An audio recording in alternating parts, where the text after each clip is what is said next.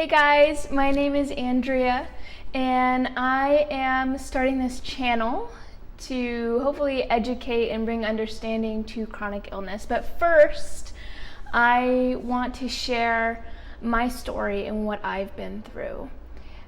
So this is going to be a part 1 to a part 2 series. So I want to kind of explain the concept of the straw that broke the camel's back.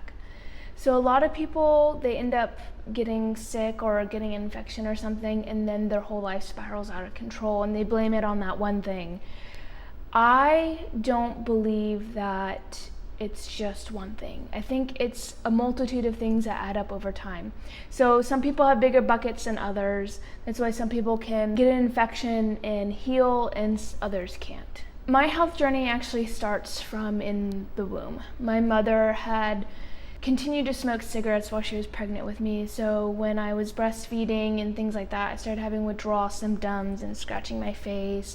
I do not have any ill will towards my mother. I love her, and I do wish the best for her and continue to encourage her to do the right things. But it definitely impacted my health because I ended up having to get formula fed. Now, most of you probably already know that formula isn't as good as actual breast milk, so it really starts there. My immune system was not primed from pretty much day one. So fast forward to 2nd and 3rd grade, I ended up getting some symptoms like separation anxiety that just came out of nowhere. Separation anxiety, panic attacks, as well as my eyesight started to go really bad. And this is actually pretty funny.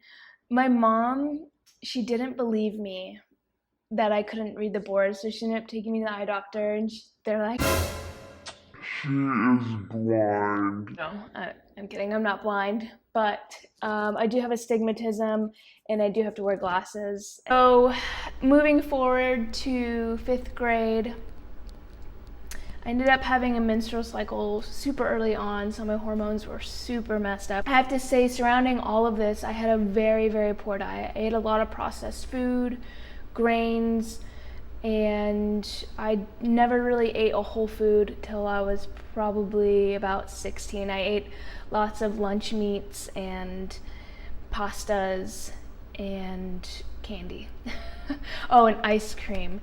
Actually, my grandpa, he used to take me through the McDonald's drive-through in the morning, and I would have ice cream for breakfast. So I definitely did not have a good diet, to say the least. So around that time, I actually started riding horses as well, and I'll kind of get into why that's important and how it may have filled my bucket up. In middle school, I ended up getting a pretty bad concussion. Some girl came up behind me, slammed my head in the concrete, knocked me out. And after that, I started getting more symptoms. I was really fatigued, brain fog, and had a lot of mood swings, lots of anger. I remember one of my teachers saying, if she doesn't stop falling asleep in class, I'm going to have to give her an F. And it was really tough because I was so sick, and nobody knew. Nobody paid attention. So I don't really remember much of my middle school, and then high school came around and I started getting more symptoms. Joint pain, digestive issues, mostly constipation, cystic acne, again, more fatigue, just so angry. I was so angry. So around 16, I found a local chiropractor. I actually had a sports injury. I had dropped 95 pounds on my shin. Oh, and this is another side note. I did so many sports and I never succeeded and I never accelerated in them. Besides riding horses, I always loved that. I always did very well. In the back of my mind, I knew something was wrong.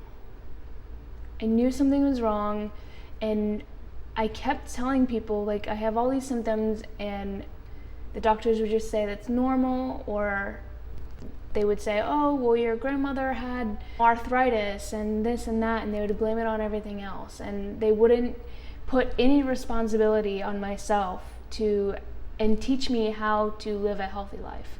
I ended up seeing that chiropractor. She was able to do some low-level light therapy on my injury, and I was able to recover. And I said, wow, if you can help me with this, help me with all these other things. And I gave her a list of all my symptoms, and she told me to start writing down my food. So I did. And of course I was eating Cheez-Its, and I ate out a lot, like Panera Bread and Chick-fil-A and stuff like that. And when she read it, she said, wow, no wonder you feel like garbage. You're eating like garbage. And it kind of clicked, and I was like, oh, really? I didn't think that food would make me feel bad.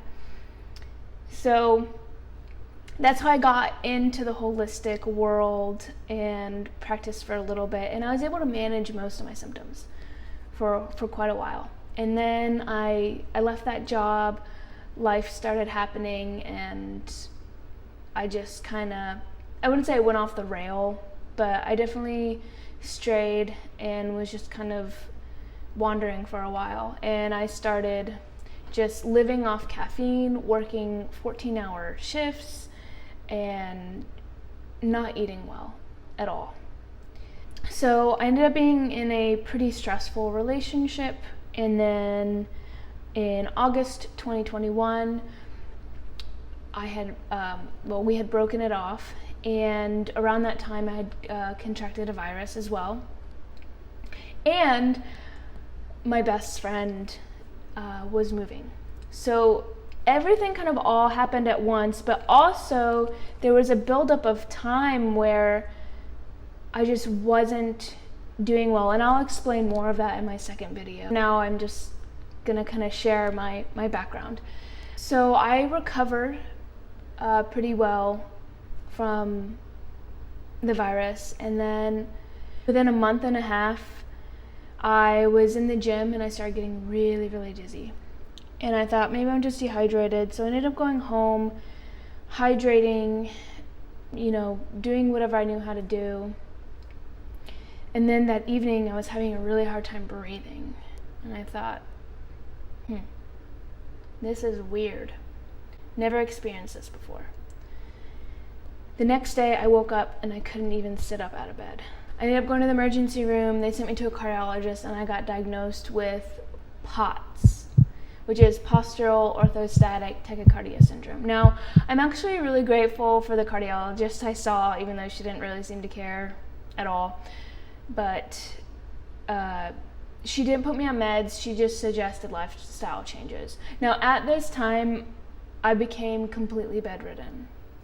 I was losing weight, and I had no clue what was going on. I thought I was losing my mind. In the next video, I'm going to share my symptoms that I experienced, as well as what I did to mitigate all those symptoms. At that moment, though, in time, I thought I was losing my mind. And it was a super dark and scary place to be. I am a Christian, and I love the Lord, and during that time, the Bible and Him were definitely my rock, and so were the people around me who believed me and helped me through it. But I realized that this was a situation that I wasn't just gonna wake up and be healed from. I realized that this was gonna take a lot of time and a lot of effort and a lot of patience. It's been about 2 years now. I can work, which is awesome. I wasn't able to work at the time. I'm super grateful that I was able to get to where I am now. So I kind of share what I found was wrong and what kind of helped me, and then again I'll explain more of that in my next video. So I ended up finding that I had Lyme disease and mycotoxin poisoning from living in a moldy home. And of course, everything that comes with immune suppressed diseases. I had candida, parasites, all those fun things. And I was trying to do a more like vegetarian diet at first, and I was reacting to everything I ate. So I was down to one food.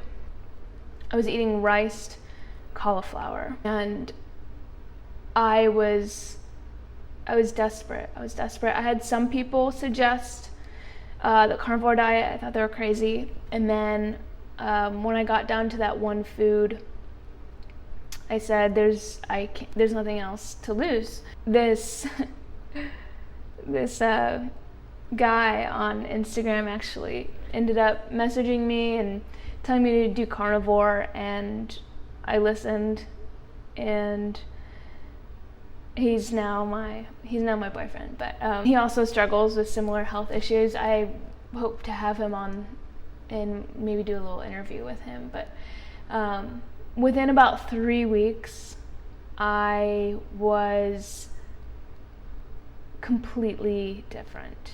I still had a lot of symptoms, but I was aware and I felt alive again, and it brought me back to life. So I'm going to cut it off there, and I'm going to share some more in the next video. So I really appreciate you guys watching.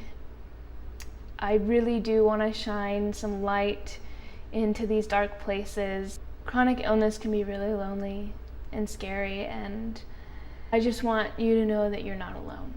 We'll see you next time. Like, subscribe, do all those things so you can keep up to date. I'm going to try and post a video about once a week. After sharing my story, I will probably post some more educational videos and hopefully some interviews. So we'll see. But thank you guys for watching, and I'll see you next time.